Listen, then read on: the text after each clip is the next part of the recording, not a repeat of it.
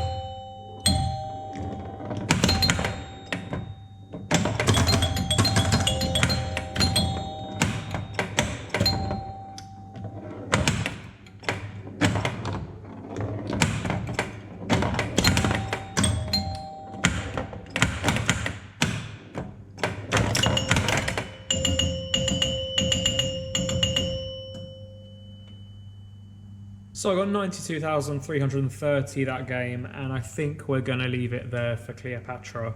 As always, thank you so much for watching. If you did enjoy the video, please feel free to leave a comment, because I love to hear your stories.